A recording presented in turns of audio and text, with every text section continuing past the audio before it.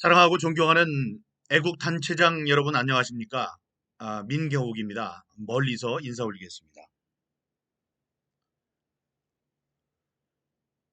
제 머리가 왜 이런가 하고 궁금해하시는 분들이 계실 텐데 어제 이곳에 있는 그 이발관을 갔습니다. 한국 분이 하시는 데인데 거기가 그냥 이발소라기보다는 이발 학원입니다. 그래서 학생들을 가르치기도 하고 또 손님들이 오면 머리도 깎고 이제 이렇게 하는 곳인데 제 머리가 좀 이렇게 길었었어요. 그런데 이제 머리를 만지면 자지 않습니까? 이게 좀 잠을 자고 있었는데 한참 걸리더라고요. 그래서 눈을 떠봤더니 머리가 이렇게 짧게 했습니다. 제가 물어보진 않았지만 아마 그 학생이 이쪽을 잘라가지고 너무 짧게 자르면은 원장 선생님이 와서 이쪽을 이렇게 좀 다듬어주고 그럼 다시 학생이 이렇게 자르다가 또 짧아지면 원장 선생님이 또 이렇게 짧게 하고 그래가지고 이게 완전히 무슨 고등학생 같이 이렇게 됐습니다. 뭐 머리야 자랄 때까지 좀 기다리면 되겠죠. 이렇게 살아가고 있습니다. 오늘 보니까 제가 미국에 온 지 딱 두 달이 됩니다. 아, 저는 그 팬티하고 러닝 셔츠 두 개, 딱 두 장만 갖고 한 이틀만 있을 생각으로 들어왔는데 벌써 두 달이 됐습니다.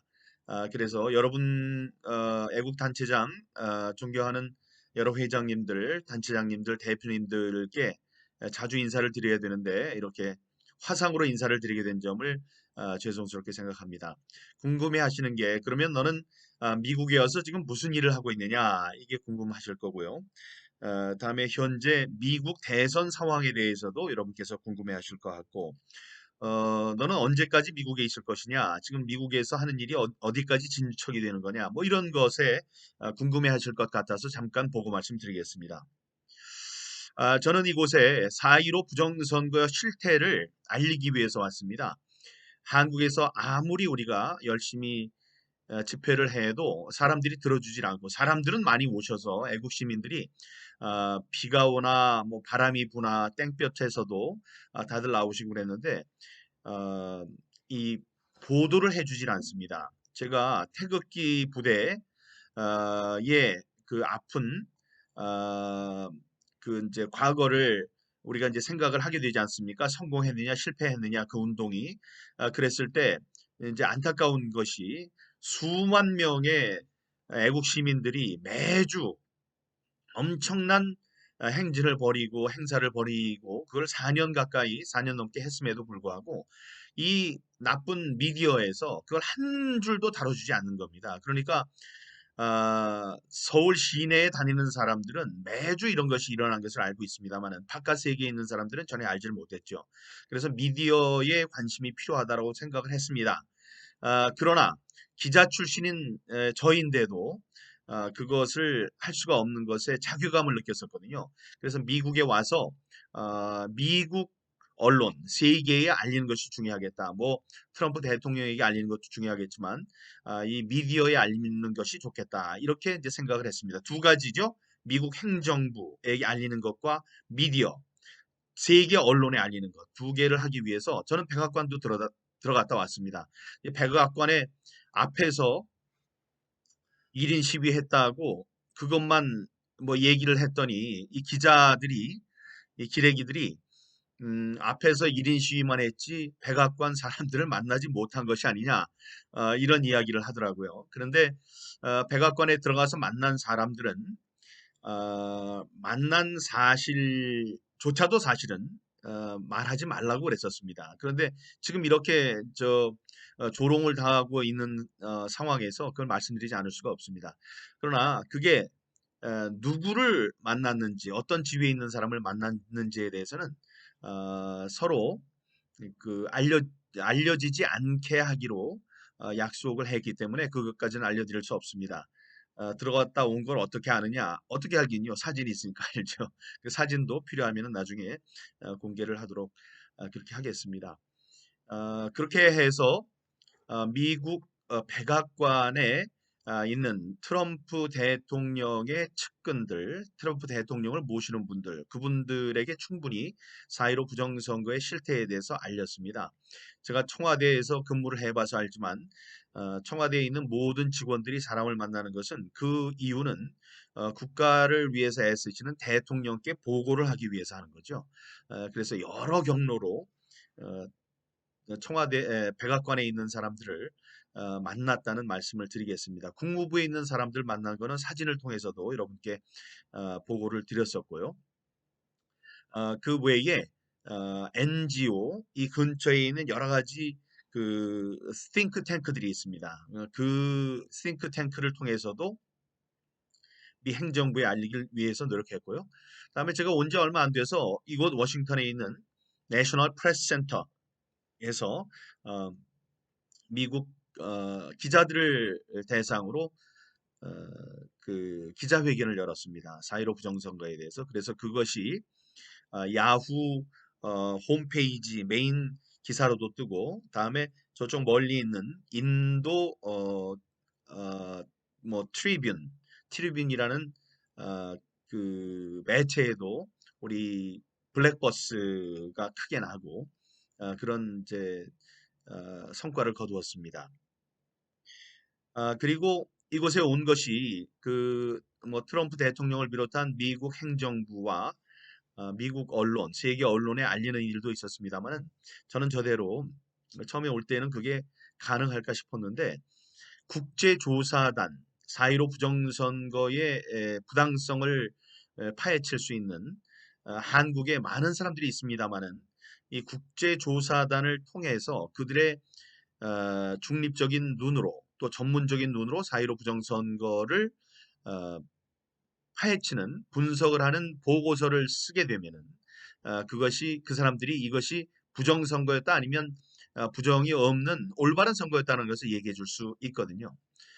그래서 그 사람들을 조직할 수 있기를 바랐는데 네, 그 조직이 끝났다는 반가운 말씀을 드리고 이곳 시간으로 이제 얼마 안 되면 하루나 이틀 뒤에 2차 보고서가 나온다는 말씀을 드리겠습니다. 1차 보고서는 제가 11쪽짜리 보고서를 보았고요. 그래서 제가 가슴이 웅장해진다 이런 말씀을 드렸었는데 이제 하루나 이틀 뒤에 우리 쪽에서 좀 보충을 하는 것, 그쪽에서 질문을 해온 것이 있습니다. 몇 가지 질문이 있는데 거기에 대한 답을 저희들이 보내면은 그거를 섞어서 어, 2차 보고서가 나온다. 그래서 늦어도 이제 12월까지는 한 우리가 처음에는 한 2, 300페이지라고 했는데 그게 부록이나 뭐 이런 걸 합치면 한 5, 600페이지까지도 될 수 있다는 이야기가 나옵니다. 그런 보고서가 나올 예정이다. 이런 말씀도 드리겠습니다. 그리고 그러면은 여러분들이 가장 궁금해 하시는 게 지금 제가 온 다음에 들어가지 못했던 것은 제가 봐야 되는 게 몇 개 있다고 생각을 했었습니다. 미국 대선이 11월 3일 날 있기로 돼 있었기 때문에 미국 대선 결과가 어떻게 되는지를 보고 그것이 우리 4.15 부정선거 진상규명에 어떤 영향을 미칠지에 대해서도 생각을 해봐야 되겠다. 그런 것 때문에 있었는데 아니나 다를까 예, 미국 대선에서도 부정선거가 이게 불거졌습니다. 미국 대선에서 트럼프 대통령이 이기는 게 좋으냐, 바이든 대통령이 이기는 게 좋으냐, 뭐 트럼프 대통령이 이기면 좋죠. 그러나 우리의 관심사는 그것과는 한 발짝 떨어져 있습니다. 적어도 저에게 가장 중요한 것은 누가 대통령이 되느냐보다도 민주주의를 바치는 이 큰 기둥인 선거 제도가 민주주의의 본산인 미국에서조차 유린되는 일이 있느냐? 과연 그럴 것이냐? 이제 그럴 수 있다는 생각을 제가 했었거든요. 그러니까 와서 제가 경고를 했죠. 미국 그 보고서를 통해서도 미국도 조심하지 않으면 다음번 부정선거에 희생양이 될 수 있다라는 것을 주장을 했는데 제 말이 예언처럼 맞았습니다. 그래서 이곳에 지금 트럼프 대통령은 부정선거가 없었으면 압승을 했었다고 이야기를 하고 있고 이쪽 언론들은 바이든 편입니다. 좌파의 편이에요.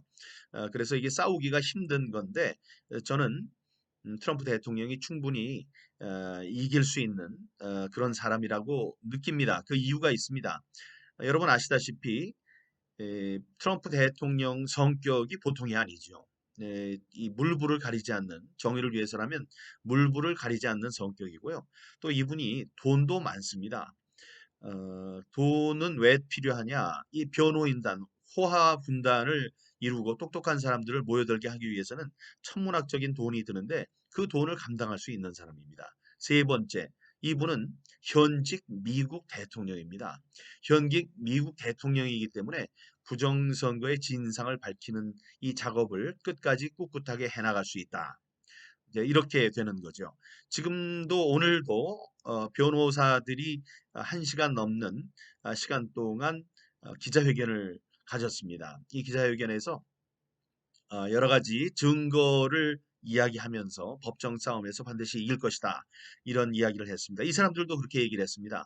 트럼프 대통령이 이기는 것이 중요한 것이 아니다.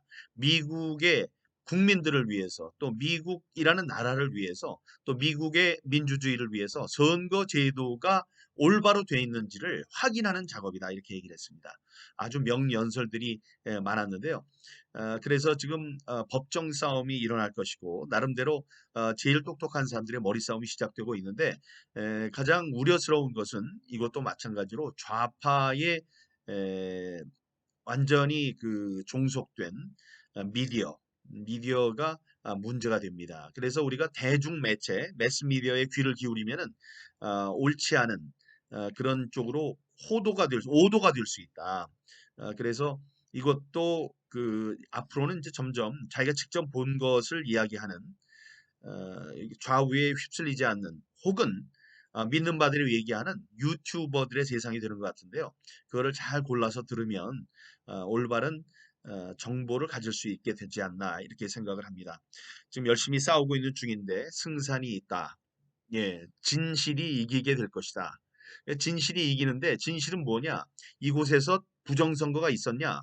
있었습니다. 예, 그러면 그 부정선거를 이 미국의 건강한 시스템, 건강한 체제가 극복할 수 있을 것이냐, 선거제도에 대한 잘못된 면을 고칠 수 있을 것이냐, 그것을 보고 또 우리도 그런 많은 것을 배워야 되겠죠. 이쪽에서 우리가 부러운 것은 법 제도가 잘 되어 있다는 것. 우리는 대법원이 지금 6개월 넘게 끌고 있습니다만 여기는 바로 며칠 되지 않아서 대법관이 명령을 했습니다. 펜실베니아에 들어온 표를 11월 3일 이전 것과 이후 것을 분리해서 보관하라. 이런 명령을 했습니다. 바로. 우리도 그런 명령을 해줬으면 얼마나 좋았을까요? 지금 6개월 넘게 재검표를 하지 않는 이런 현상을 보면서 미국과 한국의 차이점을 느끼게 됩니다. 오늘 회의를 하실 것이기 때문에 제가 긴 말씀을 드릴 수 있는 처지가 아닌 것 같습니다. 벌써 길어졌지만 우리 존경하는 애국단체 장님들 당부가 있습니다. 이곳 저의 계획에 따르면 이제 국제조사단의 보고서가 나옵니다.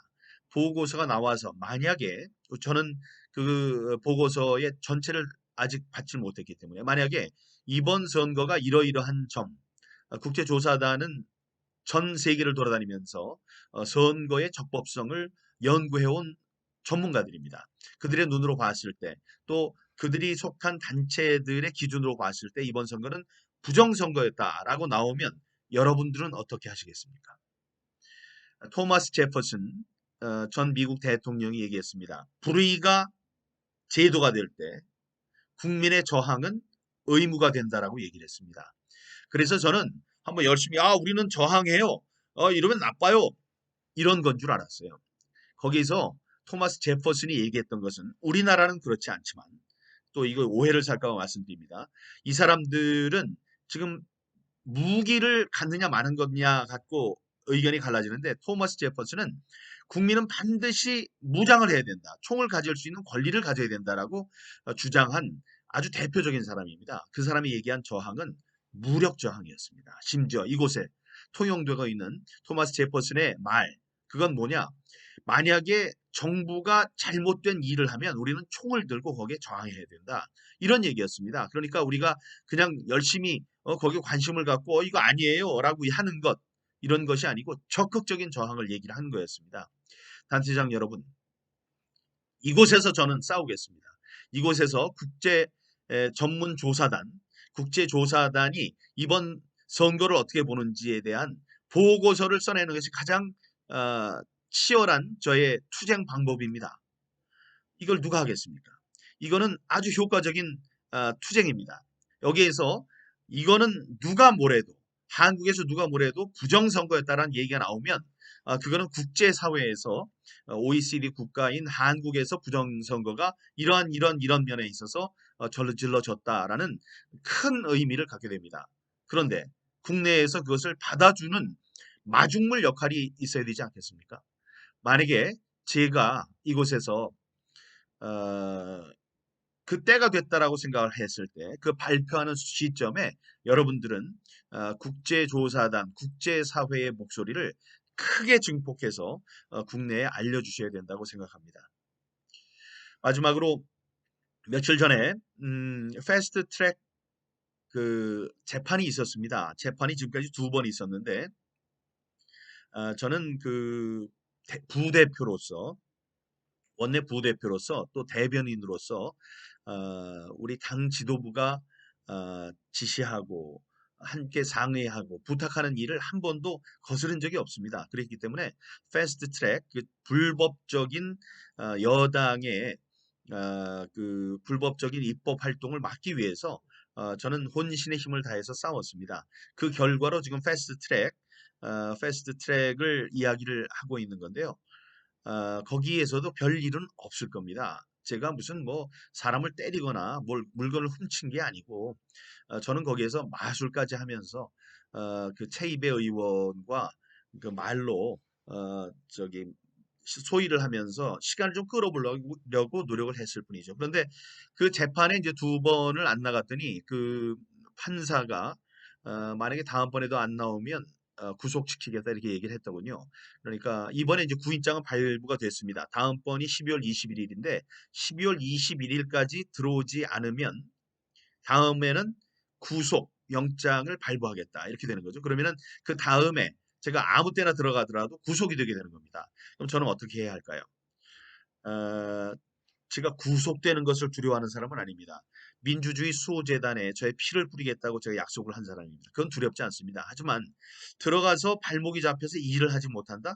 그러니까 그 전에 지금 국제조사단의 보고서 작성이라든가 이런 것을 전부 다 좀 끝맺을 수 있는 그 일들의 과정을 보면서 저의 입국 여부를 그 전에 입국 여부를 여러 어르신들과 상의하면서 결정을 하도록 하겠습니다.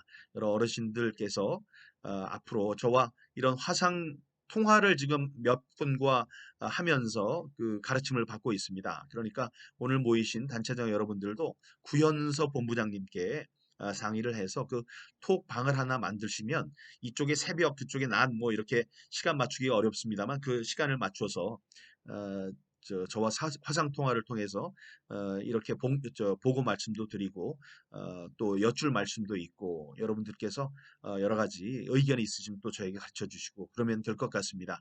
벌써 이 얘기가 길어졌습니다만은 여러분 화상으로만이라도 이렇게 여러분께 인사를 드리게 돼서 너무 반갑고 여러분들의 애국 활동 이것이 앞으로 100년 동안의 한국의 민주주의를 지킨다.